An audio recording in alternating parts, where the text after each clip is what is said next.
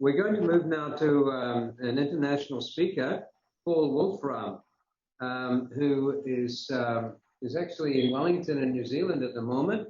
Windy Wellington, I hope he'll be able to get through okay. He's doing some very important work here as a filmmaker. So I think he's going to come on live, is he? We did have him recorded, but let's see. Are you there, Paul? Yes, Mr. Hello. Hello, Paul. Can you hear me okay? Yes, we can. Great. It's been a little bit of cut in and out today as I've been listening to you, but hopefully the internet will hold up. So yes, Father Gibbs, I'm coming from Wellington, where it is indeed freezing cold.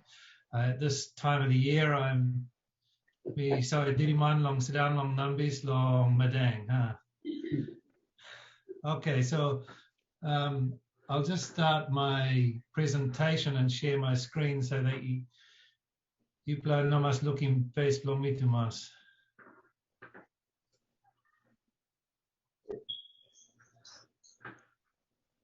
Okay, you able to see that on the screen there?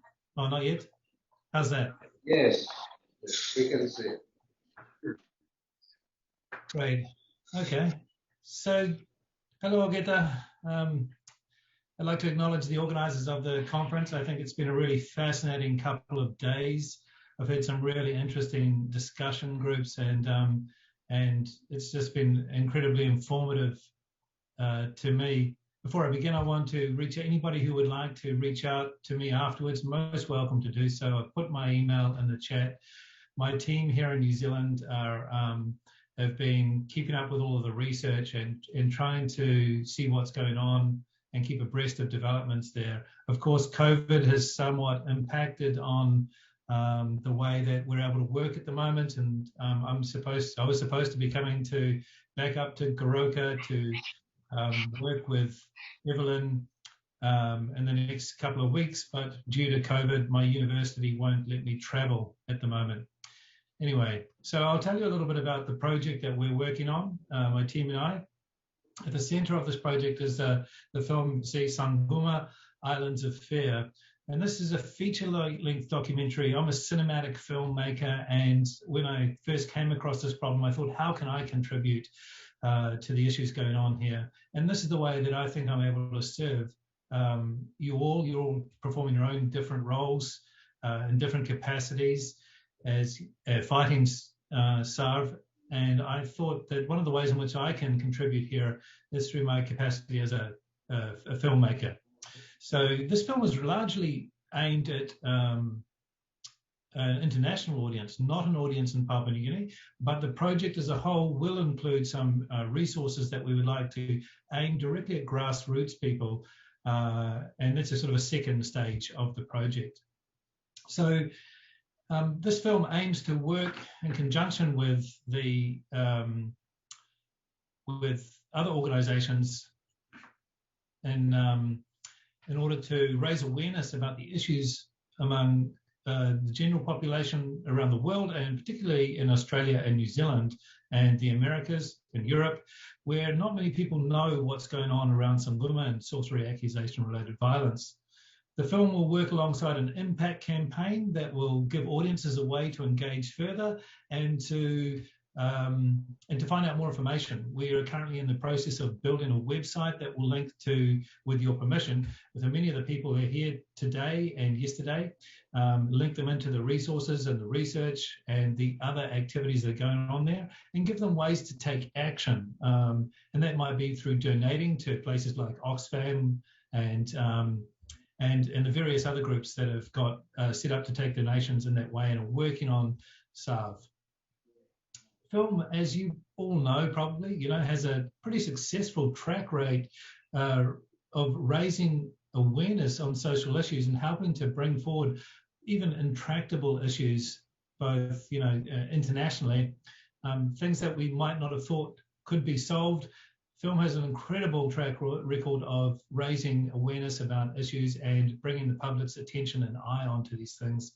And it's our hope that this film, Sanguma Islands Affair, will do that for SARV and help to make progress and push forward issues around sorcery, accusation-related violence, and the wider problems of gender-based violence in the Pacific.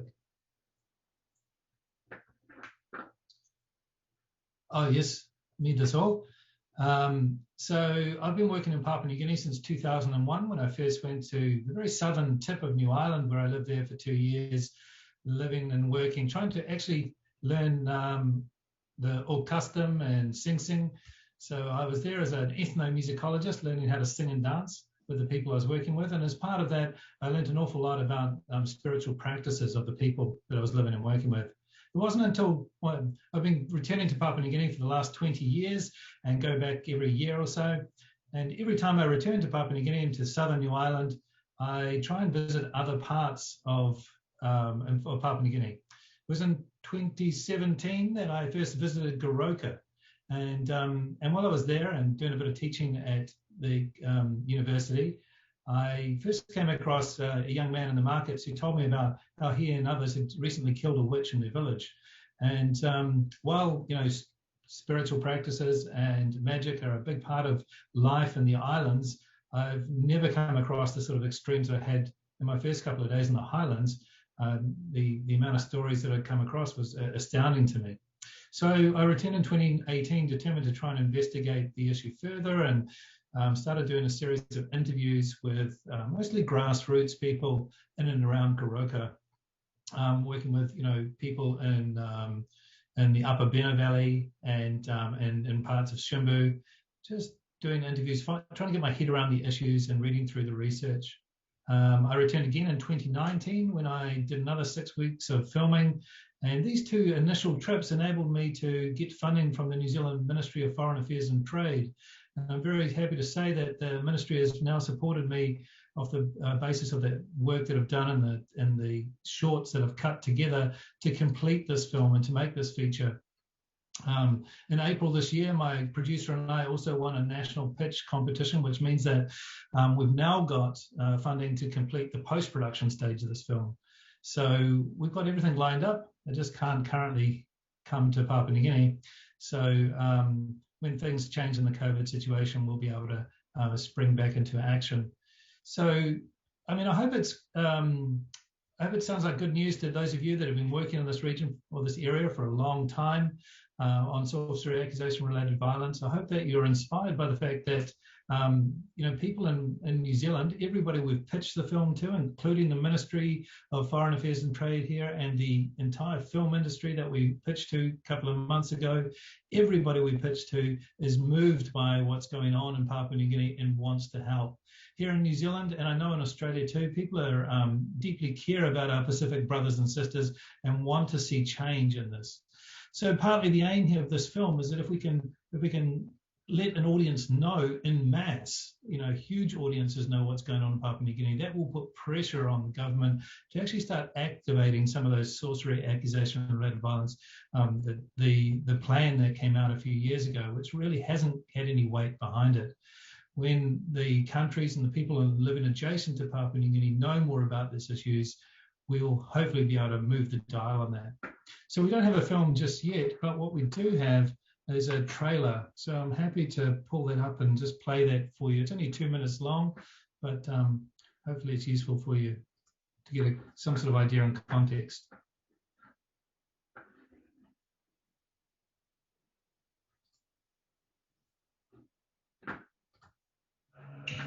Emotion true of Papua New Guinea and exist. Some the time also cutting pieces. Some also anguma banabulon DIY, put in grass, or cooking on life. So no matter Mari lo, or no asking more lo distan, or kilometers. A one black kind spirit, innocent kilo eye. Innocent in lo mi plalo, bless lo mi plalo, loga. Oh, I go kiss this la. Innocent one where you know that man blow game or. Finish. What is doing on that?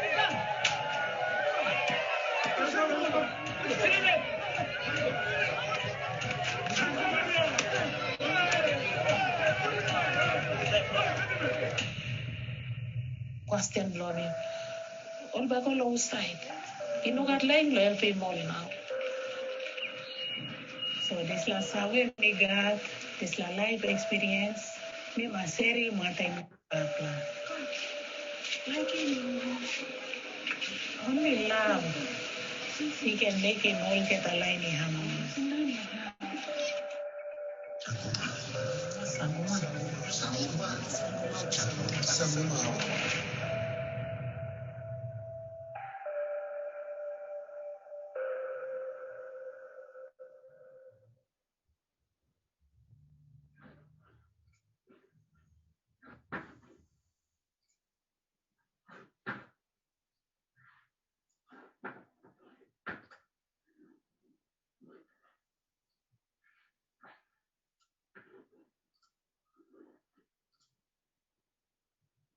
Okay, so as I mentioned earlier, film has this incredible power as a medium to help enact change and inspire individuals as well as organizations to take action. However, certain kinds of films appeal to, to different groups in different ways. And we often think about documentaries as telling facts or telling audiences about situations or detailing events. And they do these things, but it is through emotional engagement that documentaries successfully capture an audience's attention and motivate them to action. So one of our challenges as filmmakers is to make people care about the issues that seem so remote to their situation. How do we make people in Germany, Russia, Taiwan, or America care about issues like Sanguma that seem so remote to them?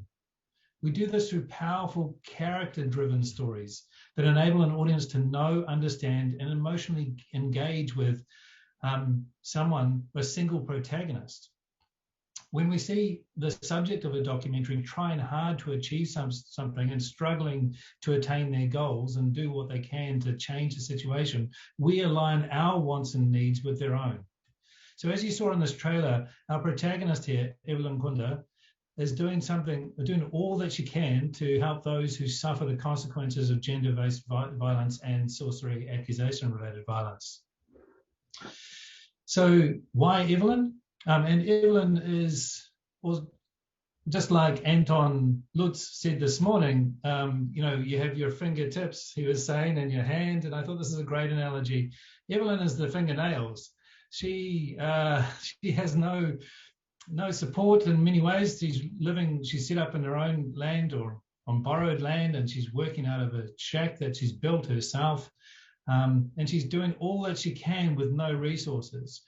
This provides us with a sort of a coal face, a grassroots person that is doing what she can because she knows it's the right thing to do. I found this really inspiring, and like many of the people we've heard in the last 2 days that work as human rights advocates, they're all doing really inspiring work. But what makes Evelyn even more fascinating is that she has her own checkered past. She's not always been as progressive in her way of thinking. Evelyn comes from a very small community in Shimbu, and we heard her talk yesterday afternoon about her origins there. Shimbu, as many of us would probably recognize as the epicenter of SARV. Evelyn has had a really tough childhood. She grew up without a mother, and despite having to kind of run the family in Shimbu and Geri Bixi by herself and look after her father, she still even managed to top her school in Shimbu and dux the region, and was given a scholarship to go to Teachers College. And unfortunately, her scholarship pass was destroyed in a fire a few days before she was to travel.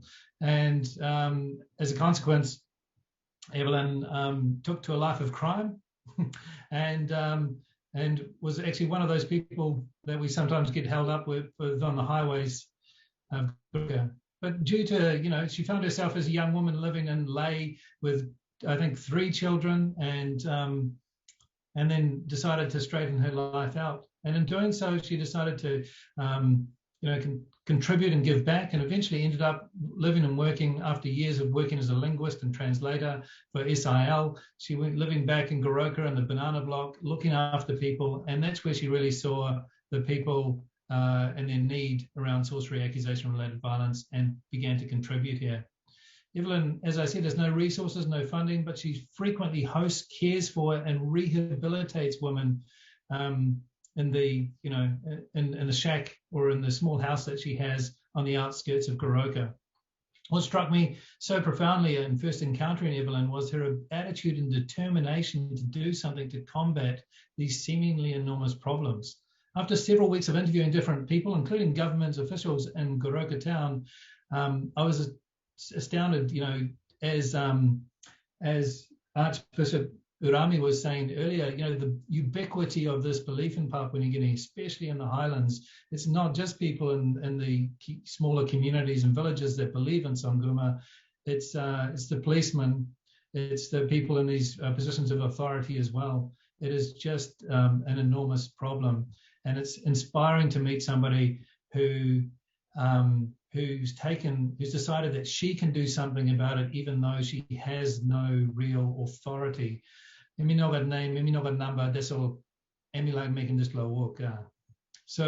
through Evelyn, we were able to tell the story about the power of an individual to make change within her own community, a story of hope overcoming fear. And that's really important for our audiences, that the film is about more than just a devastating situation, but about how we get out of this situation.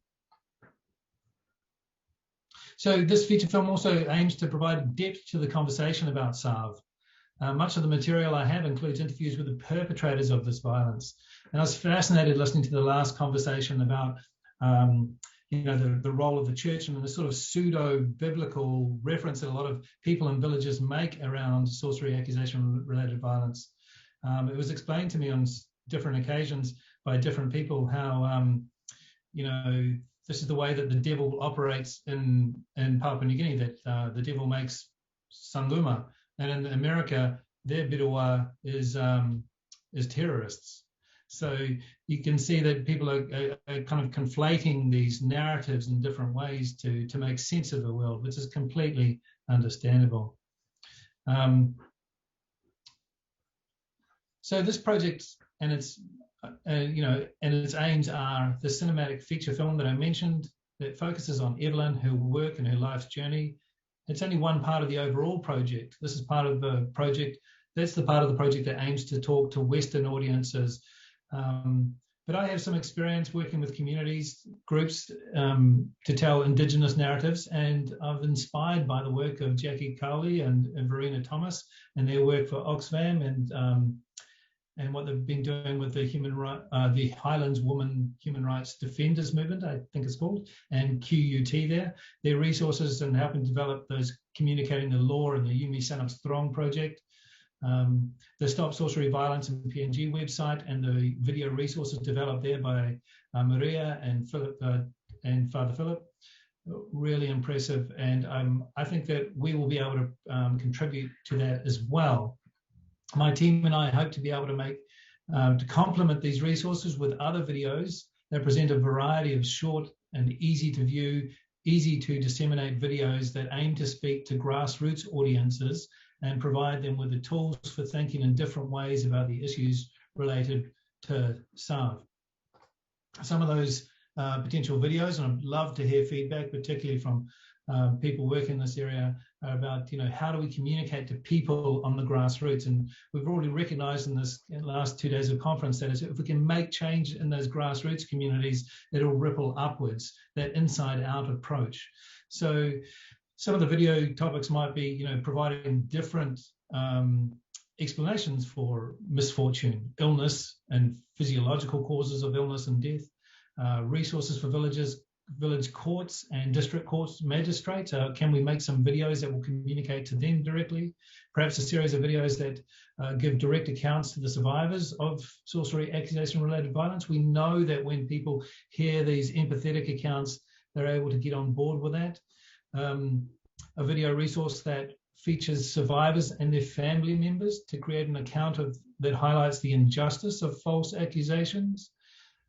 Ting Ting Gen stories, so stories about people that might have changed their mind about sorcery, accusation-related violence. And perhaps a series of videos, Sun Up One Time, or this kind of thing, stand together videos that would oppose sorcery narratives leveled against others. So we're looking for ways to develop these resources further and grow our relationships with others who are working in this field.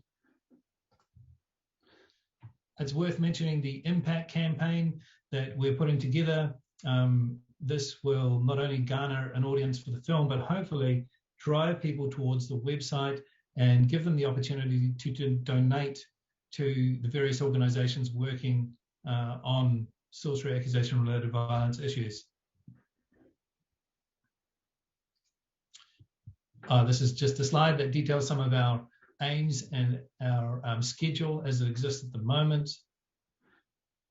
And finally, in conclusion, like many of us working outside of PNG, we have been, hampered by COVID-19, but we're actively using this period to grow my team further. I'm really proud to say that I've got some of the best filmmakers, editors, composers in New Zealand have come on board and are both volunteering their time, including some very experienced producers on this project. So right now, I know that Evelyn is having a really difficult time in Goroka. The effects of the pandemic have been quite difficult on her there. Evelyn's been supporting, as she said yesterday, some 5 women and 6 children in her house that's barely big enough for 2 people. Recently, sorcery accusations has been leveled at Evelyn's mother. So this just highlights the precarious nature of her situation and the work she's doing. Like many of you that are working on SARV, it puts yourselves in quite difficult situations. So I just wanted to highlight like that and to say once again, please contact me if you've got anything that you'd like to talk about further, if there's ways in which you think that our resources might be developed or worked in conjunction with you. I guess I'm just flagging the fact that we all have, what's the term, mission solidarity, and that, in order to communicate our issues to the rest of the world, we need media. Media is how people, especially in the Western world, and increasingly I'm seeing in Papua New Guinea, people are peer-to-peer sharing on their phones. This media allows people to get educated, and if we can create a stream of media, much like the work that Father Gibbs has already done on the Stop Sorcery Violence, any ideas about how we can add to that or augment that, I'm really keen to hear. Thank you so much. We talk plenty, I think.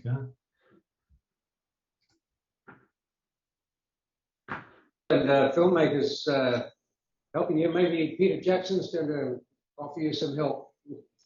Oh, you haven't. He hasn't come to you yet. He's my next door neighbour in my work. I work in Miramar, so.